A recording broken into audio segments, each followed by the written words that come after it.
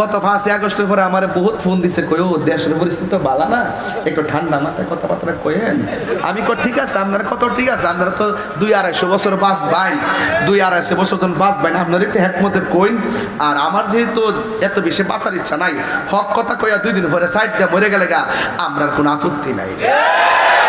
মুনাফিকরা না বাঁচবার লাগে কৌশল করে, ডলার খায়া কালার ফাল না, সকালে এক কথা বিকালে আরেক কথা কয়।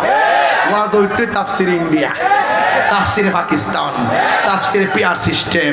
আবার রাত্রে বান্ডেল দিলে আমরা তো বলি নাই পিআরে নির্বাচন করব না, আমরা বলছি পিআর হলে ভালো হয়। বুঝে গেছে গা, ওরে বাটপারি কাকে বলে।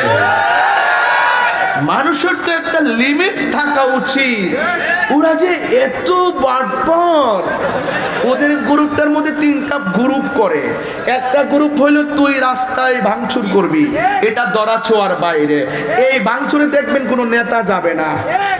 আরেকজন হইলো ওই বড় বড় দাবি করব, ব্যানারও থাকে থেকে সিলি ডিলি দিব। আর একটা হইলো গোপনে যায়া বান্ডেল আনবো, এরাই লাগায় এরাই নিবা।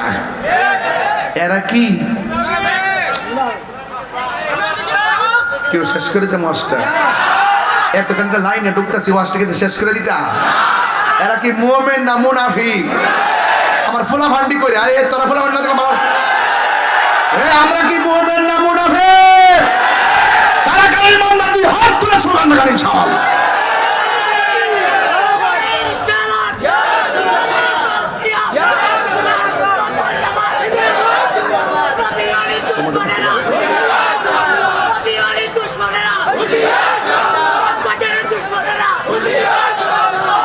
আরে ভাগলাবো